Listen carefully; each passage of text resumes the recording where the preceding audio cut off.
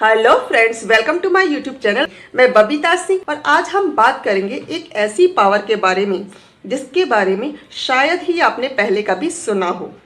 मैंने भी इस पावर के बारे में पहले कभी नहीं सुना था। मैं भी आपकी तरह सोचती रहती थी कि आखिर मैं जिस घर में पैदा हुई हूँ उसी घर में पैदा क्यों हुई, किसी दूसरे घर में पैदा क्यों नहीं हुई। जिस सोसाइटी में मैं रहती हूँ उसी सोसाइटी में क्यों रहती हूँ, किसी और सोसाइटी में क्यों नहीं रहती। जिस लड़के से मेरी शादी हुई मेरी उसी से शादी की हुई। भगवान ने मुझे उसी से क्यों मिलाया, किसी और से क्यों नहीं मिलाया। तो ऐसी चीज़ें आपकी लाइफ में भी हुई होंगी। तो मैं भी ये सोचती थी कि ये सारी चीज़ें प्री डिसाइडेड है, यानी पहले से ही तय की हुई हैं। भगवान ने मेरा भविष्य पहले से ही लिख रखा है और ये ऐसे ही होना है। मैं यही सोचती थी। तो ऐसा चलता रहा। एक्चुअली 2014 में मेरी 2011 में शादी हुई थी और 2014 तक मेरी लाइफ पूरी तरह से स्ट्रगल से भरी हुई थी। मैंने और मेरे हस्बैंड ने दोनों ने एमबीए किया था एजुकेशन लोन पर, और वो एजुकेशन लोन को चुकाना था। फिर हमारी लव मैरिज हुई, तो उसके बाद हमने किराए पे घर लिया। उस किराए के घर का रेंट भी देना था। देन हमारा बेबी भी हो गया 1 साल बाद, तो उस बेबी को भी पालना था। और जॉब वगैरह हमारी लाइफ में इतनी आसानी से आ नहीं रही थी। जो अपॉर्चुनिटी आती थी जॉब वगैरह की, वो अक्सर 2-4 महीने के अंदर वो जॉब छूट जाती थी। पता नहीं क्या होता था, जबकि मैंने शादी से पहले 3-4 जॉब कर चुकी थी, वो भी 1-1, 1.5 साल आराम से जॉब की। बट शादी के बाद जॉब मिलना मुश्किल हो गया।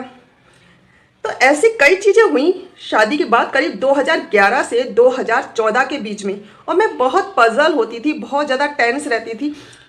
यू कैन से दैट मैं रात को 2-2, 3-3 बजे दीवार से इस तरह से बैठकर रोती रहती थी और सोचती रहती थी कि ये क्या हो रहा है। इवन कई बार तो सुसाइड करने तक के थॉट माइंड में आते थे। तो ये स्ट्रगल चलता रहा। एक बार क्या हुआ कि मैं फेसबुक पर स्क्रॉल कर रही थी, देख रही थी कुछ इनकम अपॉर्चुनिटी वगैरह, कुछ कमाने के लिए कुछ मिले। तो अचानक मेरे एक फेसबुक फ्रेंड का मैसेज आया। वो फेसबुक फ्रेंड कौन था, कहाँ से था, मुझे पता नहीं है, लेकिन वो ये अब्रॉड से था, ये मुझे पता है।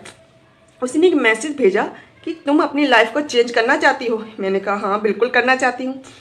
तो उसने कहा कि मैं तुम्हें कुछ सीडी देता हूँ डाउनलोड करने के लिए, तुम उस सीडी को डेली बेस पे सुनो। जो इस सीडी में बताया गया है उसे तुम्हें एग्जैक्टली फॉलो करना है। अगर तुमने वो कर लिया तो तुम्हारी लाइफ चेंज हो जाएगी, और फिर वो सीडी सुनने के बाद तुम मुझे कॉल करना।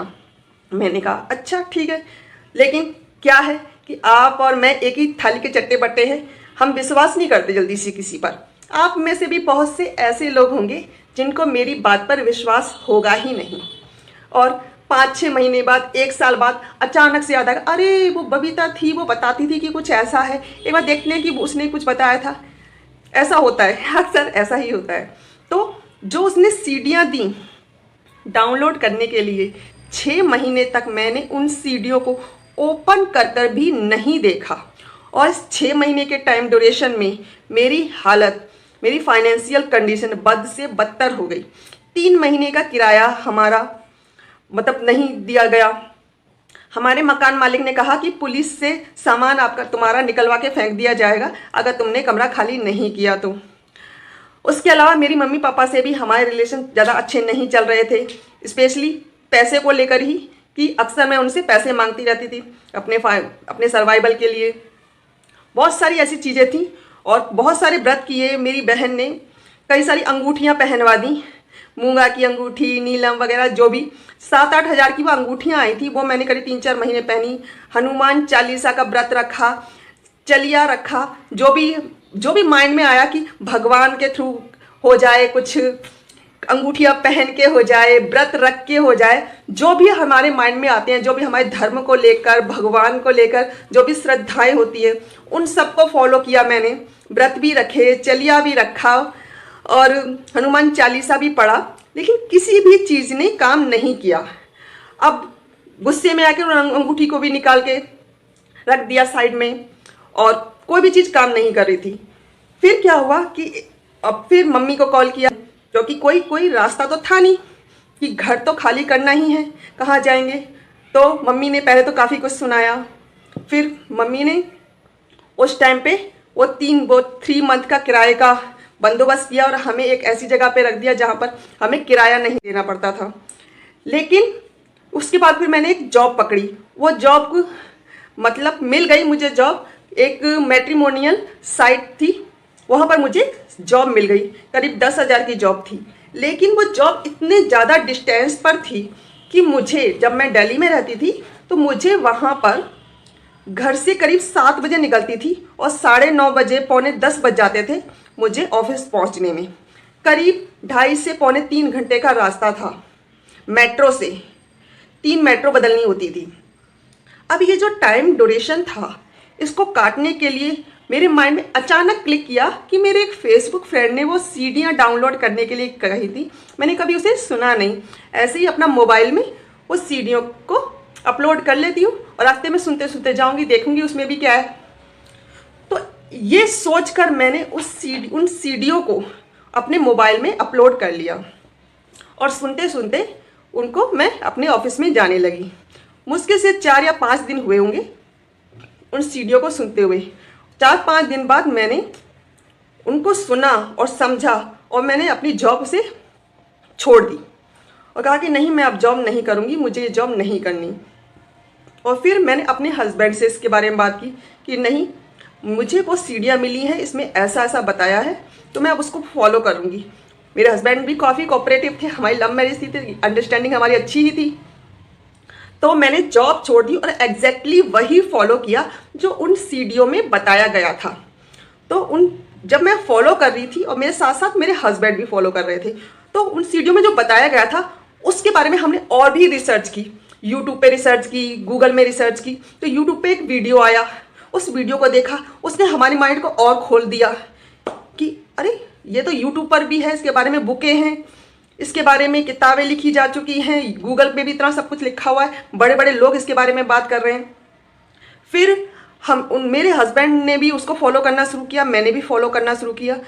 तो एक दिन मेरे हस्बैंड ऐसे ही टहल रहे थे तो उन्होंने एक आइसक्रीम वाले को देखा, तो उससे पूछा कि अच्छा ये आइसक्रीम तुम बेचते हो, तो ये कहाँ पे बेचते हो, कैसे बेचते हो, इसके लिए क्या करना पड़ेगा अगर कोई बेचना चाहे तो उस आइसक्रीम वाले ने कहा कि इसके लिए तुम्हें हमारे मालिक से बात करनी होगी। तो जब मालिक से बात की, उन्होंने कहा कि मुझे 5,000 सिक्योरिटी देनी होगी और फिर वो हमें आइसक्रीम का ठेला दे देंगे।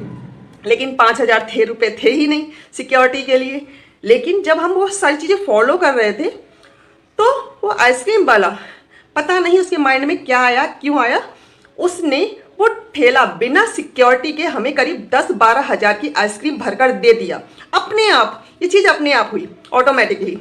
और उसी टाइम पर मेरी मम्मी के भी माइंड में पता नहीं क्या आया कि उन्होंने एक ऐसी जगह पे हमें घर दे दिया जिसका किराया वगैरह नहीं देना पड़ा हमें।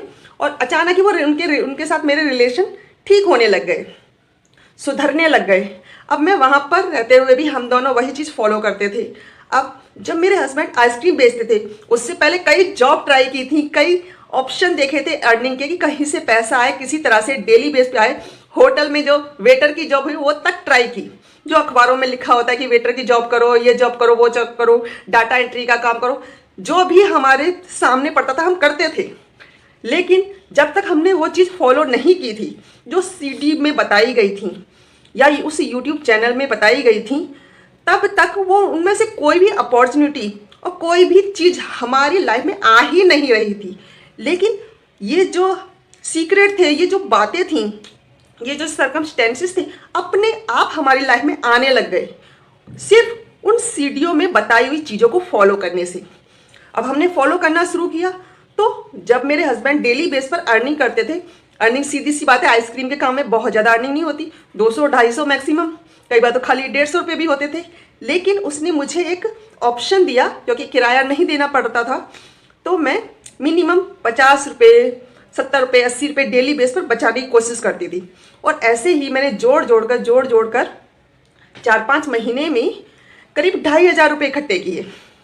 और 2,500 रुपये से हम कुछ सामान लेकर आए बेचने के लिए, कुछ MP3 प्लेयर, डाटा केबल वगैरह इस तरह की चीज़ें लेकर आए और उसको मैंने बेचना शुरू किया ईबे पर। ईबे पर उस टाइम पर एक ट्रेंड चला था ड्रॉप शिपिंग का, कि ईबे पे तुम अमेज़ॉन का सामान ईबे पे बेच सकते हो। तो अमेज़ॉन का पहले मैंने बेचने की कोशिश की थी, लेकिन उसमें कोई प्रॉफिट नहीं होता, उल्टा जेब से पैसा चला जाता है। तो मैंने सोचा ईबे पे बेचना है ना, क्यों मैं अमेज़ॉन से खरीद कर बेचूँ, अपना कहीं मार्केट से खरीद कर बेच सकते हैं डायरेक्ट।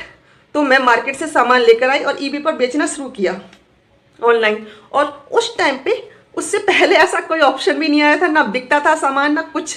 लेकिन मेरा जो 2,500 का सामान था, ज़्यादातर लोग सोचते हैं कि नहीं मुझे 50,000 का सामान लगाऊंगी, पता नहीं बिकेगा कि नहीं बिकेगा, चलेगी कि नहीं चलेगी। लेकिन मेरा 2,500 रुपये का सामान करीब 3,500 रुपये में बिक गया पूरा।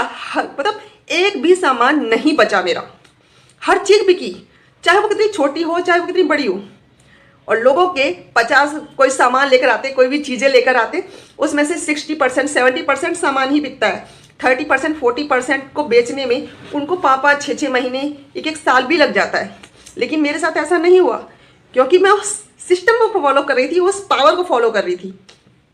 उसके बाद वो 4,500 रुपये मैंने री इन्वेस्ट किए, और री इन्वेस्ट करने के बाद भी सेम हुआ कि वो सारा सामान जो री इन्वेस्ट करके मैं लाई थी वो भी सारा का सारा बिक गया। अब ये सारी चीज़ें, यानी कि क्या कहो आप, हम सब कहते हैं कि पैसा कमाना बहुत मुश्किल है, पैसा कमाना बहुत मुश्किल है। लेकिन उस टाइम पे मेरे साथ पैसा कमाना इतना आसानी से हो रहा था जैसे हम सांस लेते हैं। पैसा कमाना इतना आसान हो गया था मेरे लिए कि जैसे मैं सांस ले पा रही हूँ बड़ी आसानी से। अगर मुझे कोई प्रॉब्लम नहीं है, कोई हेल्थ इशू नहीं है, तो मैं आसानी से सांस ले सकती हूँ। उसी तरह से मैं पैसा भी बड़ी आसानी से बना पा रही थी, हर चीज़ में बना रही थी पैसा। और ये समझ लो वो 1 साल का जो टाइम ड्यूरेशन था, 2014 से 2015 के बीच में जो ये फ्लो चला कि इससे इतने बने, इतने पैसे से इतने बने, मैंने कमेटियाँ डाली, कमेटी से पैसे आए, कमेटी को री इन्वेस्ट किया, अपने भाई से मांगे, उसने भी पैसे दे दिए, उसको री इन्वेस्ट कर दिया। इस तरह से जो मेरी अर्निंग 0 रुपये थी, ऑलमोस्ट नेगेटिव थी, 0 भी क्या नेगेटिव थी, वो अर्निंग बढ़ के 1.5 से 2 लाख पर मंथ पहुंच गई। और ये एक सरप्राइजिंग, एक अमेजिंग था। मुझ कुल मिलाकर मैं खुद अपने रिजल्ट को लेकर ये सोचती थी, ओ माय गॉड ये कैसे हुआ। मुझे खुद अपनी लाइफ में वो चमत्कार नजर आता था। लेकिन जब पैसों की प्रॉब्लम सारी खत्म हो गई, पैसों को लेके कोई भी इशू नहीं था, सारी लाइफ बहुत अच्छी बीत रही थी, तब दिमाग जो था वो इन सारी चीज़ों पे जाने लगा कि घर अच्छा नहीं है, गली अच्छी नहीं है, गली के लोग अच्छे नहीं हैं, सोसाइटी अच्छी नहीं है। और प्लस इन सारी चीज़ों का जो माइंड उल्टा नेगेटिव होना शुरू हो गया। और वो चीज़ें मैंने फॉलो करना बंद कर दिया जो उन सीडियो में बताई गई थी। तो मेरा जो बिजनेस था वो ऑटोमेटिकली जो अप हो रहा था वो डाउन होना शुरू हो गया। उस टाइप पे 3 नंबर चलता था, जीएसटी नहीं चलता था। लेकिन जब मैंने अपना माइंड को डाइवर्ट किया, यानी कि अपना माइंड उन चीज़ों से हटा दिया जो मैं फॉलो करती थी, तब मेरा बिजनेस डाउन होना शुरू हो गया। जीएसटी आ गया, जीएसटी के नए नए रेगुलेशंस आ गए। जो हमारे 3 नंबर पे हमें पे करना होता है टैक्स, वो था 5%, बाद में वो 28% पर कन्वर्ट हो गया। तो हमारा जो कॉस्ट थी वो भी बढ़ गई।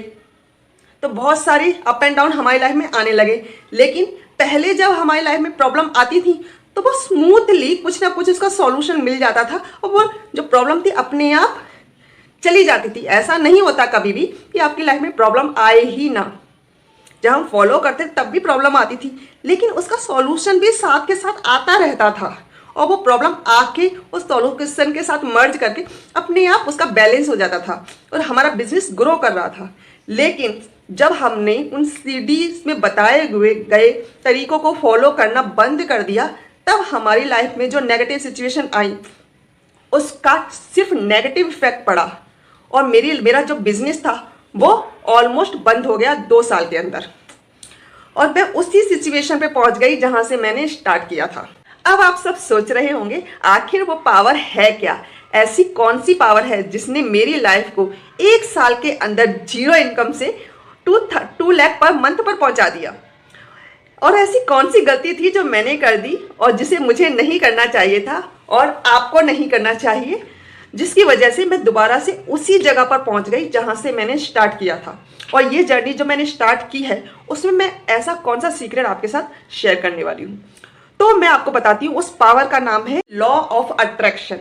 यानी कि आपकी लाइफ में जो कुछ भी हो रहा है, जो कुछ भी होने वाला है, उस सब को आप आकर्षित करते हैं अपनी लाइफ में, और वो आकर्षित करते हैं उन थॉट के जरिए, उस सोच के जरिए जो अपने दिमाग में आप कंटिन्यूस बेस पर सोचते रहते हैं। और सिर्फ यही नहीं, क्योंकि ज़्यादातर लोग लॉ ऑफ अट्रैक्शन को पूरी तरह से समझ भी नहीं पाते। बहुत से यूट्यूब चैनल पर आपको वीडियो मिल जाएंगे लॉ ऑफ अट्रैक्शन से रिलेटेड, लेकिन उसमें एक मिसिंग पॉइंट होता है। वो मिसिंग पॉइंट ये है कि ज़्यादातर लोग बात करते हैं कि लॉ ऑफ अट्रैक्शन का मतलब जो थॉट आप अपने दिमाग में सोच रहे हैं वही चीज़ें आपकी लाइफ में आ रही है, लेकिन ऐसा नहीं है। एक्चुअली में क्या है कि जो आप लाइफ में सोच रहे हैं, अपने दिमाग में सोच रहे हैं, उसके थ्रू जो फीलिंग आपके अंदर डेवलप हो रही है, फीलिंग जो आप महसूस कर रहे हैं, वो उस फीलिंग से मैचिंग फीलिंग को वो आपकी लाइफ में अट्रैक्ट करता है। मतलब जिस तरह की आपकी फीलिंग है उसी से मैच करने वाली, यानी कि उसको सूट करने वाली, सूट यानी सप्लीमेंट्री टाइप की। सब ऐसा नहीं कि ऐसी कि मेरा जो डर है वही सामने वाले के अंदर डर होगा, ऐसा नहीं है। सप्लीमेंट्री यानी कि जो इसके साथ ये चीज परफेक्ट फिट हो जाए।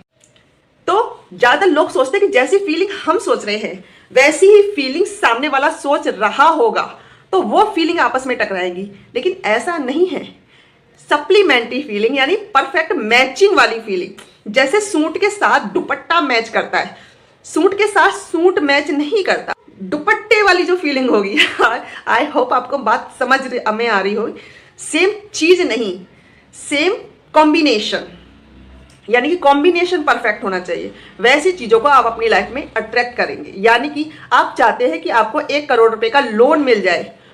अगर आपके माइंड में डर वाली फीलिंग है कि पता नहीं मिलेगा कि नहीं मिलेगा, पता नहीं बैंक हाँ बोलेगा नहीं बोलेगा, कहीं मेरी फाइल रिजेक्ट होगी कि सिलेक्ट हुई, कहीं ऐसा ना हो जाए, तो वो आपका जो बैंकर होगा या आपकी जो शाखा होगी, बैंक के लोग होंगे, जो मैनेजर होगा, उसके माइंड में बिल्कुल परफेक्ट उसकी मैचिंग टाइप की यानी कॉम्बिनेशन टाइप की फीलिंग चल रही होगी कि नहीं, मुझे इसकी फाइल को नहीं करना चाहिए, इसमें ये गलती है, ये गलती, यानी वो ज़्यादा गलतियां ढूंढेगा और आपकी फाइल को रिजेक्ट कर देगा। लेकिन आपको पूरा कॉन्फिडेंट है कि नहीं मेरा लोन तो हो जाएगा, मेरा अब मैं इस घर में ये बनाऊंगा, अपनी ये इस तरह की अपने घर को इस तरह से डेकोरेट करूंगा। आपके माइंड में डर वाली फीलिंग ही नहीं है, आपको पूरा विश्वास है कि आपको लोन मिल जाएगा। तो ऑटोमेटिकली आपकी फाइल ऐसे बैंक में जाएगी या ऐसे मैनेजर के पास जाएगी या ऐसे उस बंदे के हाथ से गुजरेगी जो आपकी फाइल में ज़्यादा नुक्स निकालेगा ही नहीं। और ये यूनिवर्स का लॉ है। और यही मेरी लाइफ में हुआ कि मेरी लाइफ में ऐसे ऐसे लोग आने लग गए, ऐसे ऐसे सर्कमस्टेंस आने लग गए कि ऑटोमेटिकली जो फाउंडेशन थी कई लोगों का मतलब सॉफ्ट दिल हो गया मेरी बात सुन के। जैसे कि आइसक्रीम वाला, उसने बिना सिक्योरिटी के हमें अपनी गाड़ी उसमें दे दी, जबकि इस बिना सिक्योरिटी के कोई देता ही नहीं है, अड़ जाते हैं नहीं। लेकिन हमारे साथ ऐसा नहीं हुआ। और जो भी प्रॉब्लम आई, जैसे पैसों की प्रॉब्लम आती थी, अचानक कभी कोई कमेटी डाल रहा है, कभी कोई कहता है भाई मेरे पास ये पैसे हैं ये रख लो। कई बार आपको पता होगा जब वो नोटबंदी हुई थी, उस नोटबंदी के टाइम पर बहुत से लोग पैसे दे रहे थे कि हमारे पैसे रख लो, आप हमें 1 साल बाद दे देना, 2 साल बाद दे देना, क्योंकि उनके पास कैश पड़ा था। वो पैसा हमें मिल गया क्योंकि चीज़ें ऐसी हुई और वो अपने आप हुई। हमने कुछ भी नहीं किया, सिर्फ हमने ऐसी चीज़ों को अट्रैक्ट किया। उस टाइम पे जो मेरी लाइफ में हो रहा था वो अपने आप हो रहा था। मैं सिर्फ उन ऑडियो सीडीज़ को और उस वीडियो को, उसके अलावा कुछ बुकें मैंने पढ़नी शुरू की थी। उन वीडियो और उन बुकों में जो बताया गया था उनको मैं एग्जैक्टली उनके मेथड को, स्ट्रेटेजीज को अपनी लाइफ में यूज़ करती थी और उसी से अपने आप मेरी लाइफ में वो चेंजेस आने लग गए। अब आपको अपनी लाइफ में अगर चेंजेस लाने हैं तो वो स्ट्रेटेजीज, वो मेथड आपको भी फॉलो करने होंगे, क्योंकि ज़रूरत ये नहीं कि आपको पॉजिटिव सोचना है। पॉजिटिव सोचना एक अलग चीज़ है। लॉ ऑफ अट्रैक्शन में आपको पॉजिटिव सोचना नहीं है, बल्कि आपको ऐसा फील करना है जिससे आप जो पाना चाहते हैं वो उसकी फीलिंग यानी कि उसका जो वाइब्रेशन है वो मैच करे। जब तक मैचिंग वाइब्रेशन आप नहीं भेजेंगे तब तक आपको वो चीज़ नहीं मिलेगी जो आपको चाहिए। और वो आपको वो फीलिंग कैसे जनरेट करनी है, इसके लिए बहुत सारी टेक्निक्स है, मेथड है जो आपको समझने होंगे, जो आपको अपनी लाइफ में इम्प्लीमेंट करने होंगे। मैं खुद वो टेक्निक्स, वो मेथड अपनी लाइफ में फॉलो करूंगी और आपको उसके रिजल्ट दिखाऊंगी और साथ साथ आपको सिखाऊंगी कि कैसे मैं उन टेक्निक्स को और उन स्ट्रेटेजीज को अपनी लाइफ में फॉलो कर रही हूँ, ताकि आपके लिए एक ब्लूप्रिंट तैयार हो जाए कि अगर मैं अपनी लाइफ में उन स्ट्रेटेजीज का, उन मेथड का यूज़ करके, उन टेक्निक्स का यूज़ करके अपनी लाइफ में चेंजेस ला सकती हूँ, अपनी लाइफ में वो सारी चीज़ें हासिल कर सकती हूँ जो मैं हासिल करना चाहती हूँ। तो सिंपल सी बात है, आप भी इंसान हो, आपके अंदर भी फीलिंग है, तो आप भी उसी तरह की टेक्निक, उसी तरह की फीलिंग जनरेट करके दुनिया से, मतलब ब्रह्मांड से वो सब कुछ हासिल कर सकते हो जो आपको चाहिए। इससे कोई फर्क नहीं पड़ता वो कितना बड़ा है और कितना मुश्किल है, लेकिन आप सिर्फ और सिर्फ वही पा सकते हो जिस पर आपको विश्वास हो। क्योंकि आपके माइंड में जो फीलिंग है, आपके माइंड में फीलिंग चल रही है 10,000 रुपये पर मंथ कमाने वाली, और आप कह रहे हो मुझे करोड़पति बनना है, अरबपति बनना है, खरबपति बनना है, तो सीधी सी बात है, मैचिंग वाइब्रेशन है ही नहीं। आपके थॉट और फीलिंग 10,000 की वाइब्रेशन वाले हैं, और आप जो वर्ड बोल रहे हो, मुंह से जो आपके निकल रहा है वो करोड़पति वाली बातें निकल रही। तो बातों से और फीलिंग से कॉम्बिनेशन में कोई पता इफेक्ट नहीं है। आपको ना अपने शरीर के हर अंग पर उस फीलिंग को महसूस करना होगा। आपका दिल, दिमाग, आपके हाथ पैर, आपके इमोशन, हर चीज़ को इस बात की गवाही देनी होगी कि हाँ मैं करोड़पति हूँ। आपको ऐसा फील करना होगा। जब तक वो आप फील नहीं करेंगे तो आप करोड़पति नहीं बन सकते। तो जितना लेवल आपका होगा, वो फीलिंग का लेवल आपको हाई करना है, और हाई करने के लिए आपको अपना बिलीव लेवल बढ़ाना होगा। और बिलीव लेवल बढ़ाने के लिए बहुत सारी टेक्निक्स होती है, और वो भी स्टेप बाय स्टेप प्रोसेस है। एक दिन में ये चीज़ें नहीं होती। तो जैसे मैंने भी अपना लेवल रखा है, मैं मल्टी मिलेनियर बनना चाहती हूँ, लेकिन मैं जब तक $1,000 कमाने के लेवल पे नहीं पहुँचूंगी, तब तक $1,00,000 कमाने के बारे में सोचना, मेरी जो फीलिंग है, मेरी सोच है, मेरी समझ है, मेरी सबकॉन्शियस माइंड की प्रोग्रामिंग है, उससे बाहर है। समझ में आ रही है? तो जब तक मैं वो लेवल अचीव नहीं कर लूँगी, तब तक मेरा बिलीव लेवल बढ़ेगा ही नहीं। तो ये चीज़ें आपको भी समझनी होंगी, और ये चीज़ें मैं आपको समझाने वाली हूँ आगे। अब एक चीज़ और, क्योंकि आपके माइंड में ये बात भी चल रही होगी कि ऐसी कौन सी गलती कर दी मैंने जिसकी वजह से मैं जो 1.5-2 लाख रुपए पर मंथ में पहुँच गई थी, डाउन होकर दोबारा से नेगेटिव सिचुएशन में आ गई। तो ऐसा क्या हुआ? एक्चुअली मैंने क्या किया था कि सबसे बड़ी बात तो मैंने उन सीडीज को सुनना बंद कर दिया, उन टेक्निक्स को फॉलो करना बंद कर दिया। वो टेक्निक्स क्या है वो तो मैं बताऊंगी ही, लेकिन इसके अलावा मैंने एक बहुत बड़ी गलती की। वो गलती थी मास्टरमाइंड ग्रुप ज्वाइन ना करना। मास्टरमाइंड ग्रुप ज्वाइन ना करना। मास्टरमाइंड ग्रुप क्या होता है?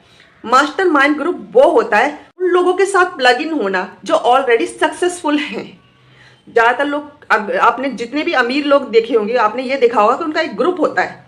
वो ग्रुप के साथ हमेशा अटैच्ड रहते हैं, क्योंकि उस ग्रुप में हमेशा इसी चीज़ को लेके बातें होती रहती है कि हमें ये करना है, हमें आगे बढ़ना है, हमें ये बिजनेस खोलना है, हमें ये स्ट्रेटेजी अपनानी चाहिए, हमें इतना इन्वेस्टमेंट करना चाहिए।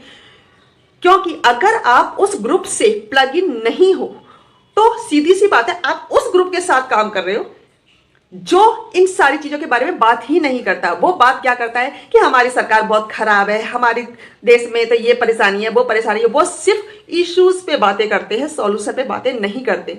या खासकर लेडीज सिर्फ सास बहू के सीरियल देखने पर दिमाग लगा लेती हैं। घर में बच्चे संभालने पे दिमाग लग जाता है उनका, घर में किचन के काम में दिमाग उनका घुस जाता है। वो आगे क्या करना है, कैसे बढ़ना है, कैसे अपने आप को डेवलप करना है, कैसे स्किल अपने डेवलप करने हैं, कैसे हमें डेली बेसिस पर बुकें पढ़नी चाहिए, हमें कैसे मीटिंग अटेंड करनी है, इवेंट अटेंड करने हैं, किस तरह से प्रेजेंटेशन देनी है, ये सारी चीज़ें उनके माइंड में आती ही नहीं हैं। क्योंकि ये सारी चीज़ों के आने के लिए हमें मोटिवेशन चाहिए, और मोटिवेशन जो मिलती है वो उस ग्रुप के साथ प्लग इन होने से मिलती है। अगर मैंने अपना पूरा दिमाग, क्योंकि मैं और मेरे हस्बैंड घर से बैठकर अमेजॉन पे, फ्लिपकार्ट पे काम कर रहे थे, ईबे पे काम कर रहे थे। तो अमेजॉन एक होम बेस्ड वर्क है, यानी कि मुझे पैकिंग करके घर में मैं और मेरे हस्बैंड आराम से 2 लोग मिलकर काम कर रहे थे, किसी से हमें मिलने की जरूरत नहीं थी। तो हमें उस टाइम पे ही उस ग्रुप, यानी कि ऐसे लोगों के साथ प्लग इन होना था जो बिजनेस ओरिएंटेड हो, यानी बिजनेस माइंड सेट के हों। जिस तरह से, जैसे बहुत आप जो मल्टीनेशनल कंपनीज होती है, MLM कहते हैं जिन्हें, इस तरह की कोई भी कंपनी अगर आप ज्वाइन कर लेते हो तो उसमें बहुत तरह के ऐसे लोग मिल जाएंगे जो आपको मोटिवेट करेंगे, जो आपको गाइड करेंगे, आगे बढ़ने के लिए उकसाएंगे। और बहुत तरह के ऐसे मीटअप ग्रुप हैं जो इस तरह के लोगों की गैदरिंग करते हैं वीकली बेस पर, मंथली बेस पर। हमें वो ज्वाइन करना चाहिए था। या फिर ऐसी बिजनेस अपॉर्चुनिटी मिलती है जहां पर हमें इस तरह के लोगों से मिलने का मौका मिलता है रेगुलर बेस पर, तो हमें उस अपॉर्चुनिटी को ग्रैब कर लेना चाहिए। ये नहीं सोचना चाहिए कि उसमें 50,000 रुपये लग रहे हैं या 1,00,000 रुपये लग रहे हैं, क्योंकि ज़्यादातर लोगों का दिमाग पैसे कितने जा रहे हैं इस पर लग जाता है। ये नहीं सोचते कि उसके पीछे जो हमें वो कॉन्टैक्ट मिलेंगे, वो लोग मिलेंगे, उनसे मिलने का मौका मिलेगा जो हमें आगे हजारों तरह की अपॉर्चुनिटी दिखा सकते हैं, हजारों तरह के बिजनेस सॉल्यूशन दे सकते हैं, जिनको देखकर हम मोटिवेट हो सकते हैं। तो मैंने भी यही गलती की कि हमने पूरा पूरा दिमाग अपना बिजनेस में घुसा दिया। ऐसे लोगों के साथ हम प्लग इन नहीं हुए। यहाँ तक कि हमने हरवा लाइव ज्वाइन किया था, लेकिन उसके किसी भी सेमिनार में, किसी भी इवेंट में हम जाते ही नहीं थे। उन लोगों के अक्सर सेमिनार होते रहते थे, इवेंट होते रहते थे। और ऐसे ही एक बड़ा बिजनेस है, आपने डॉक्टर विवेक बिंद्रा का सुना होगा, उसमें भी अक्सर लोगों के साथ अटैच करने के मौके मिलते हैं। आपको प्रेजेंटेशन देना, अपनी मोटिवेशनल स्पीच देना, मतलब इतने सारी अपॉर्चुनिटी आपको मिलती है, लेकिन हमने उनके साथ कांटेक्ट किया ही नहीं। और ये गलती मैंने की कि सबसे इंपॉर्टेंट चीज़ है ऐसे लोगों के साथ मिलकर काम करना जो आपके माइंडसेट के हों। क्योंकि अगर मोटिवेशन नहीं है, आपके अंदर जोश ही नहीं है कुछ करने का, तो आप कर ही नहीं पाएंगे। और अगर आपके साथ वो लोग हैं जो आपका हाथ पकड़ के खड़े कर दें, आपको सपोर्ट करती है, हाँ तू कर सकता है, हाँ तू कर सकता है, हाँ तुझे करना है, तो ऑटोमेटिक अगर आपके अंदर जान भी ना हो तो आप पूरी जान लगाने, हाँ हाँ मैं करूँगा, बिल्कुल करना है मुझे। तो ये पावर अंदर से, जो एक अपनी अंदर की पावर होती है, एक बाहर से पावर लगती है। जैसे क्रिकेट के मैदान में चीयर गर्ल को बुलाते हैं, इतनी सारा क्राउड होता है, उन सबको क्राउड को देखकर, उन चीयर्स गर्ल को देखकर, उन लोगों को देखकर क्रिकेटर्स के मन में आता है कि हाँ मुझे छक्का लगाना है, मुझे चौका लगाना है, मुझे जल्दी भागना है। ये जो जोश मिलता है, ये बाहर से जो पावर है, जो मोटिवेशन मिल रहा है, उससे आता है। ठीक है, तो ये गलती मैंने की थी और वही गलती आपको नहीं करनी है। और मैं खुद अपने आप को ऐसे लोगों के साथ प्लग इन करूंगी, क्योंकि इसके बगैर आप, अगर मैं दोबारा से 2 लाख, 4 लाख, 5 लाख, 10 लाख के लेवल पर भी पहुंच गई और अगर मैंने उन लोगों के साथ कनेक्शन नहीं बनाए, तो वो सक्सेस एक लिमिटेशन बनी रहेगी उसकी, वो कभी भी आगे नहीं पहुंचेगी। और मल्टी मिलियनियर बनने के लिए आपको जितना हो सके उतना ज़्यादा से ज़्यादा ऐसे लोगों के साथ कनेक्ट होना है जो ऑलरेडी सक्सेसफुल हैं। तो आज के लिए बस इतना ही। कल मैं आपको एक्सप्लेन करूंगी कि लॉ ऑफ अट्रैक्शन आखिर है क्या और किस तरह से आप अपनी लाइफ में लॉ ऑफ अट्रैक्शन को यूज कर सकते हैं। ठीक है, तो आज के लिए इतना ही। Have a nice day, bye bye.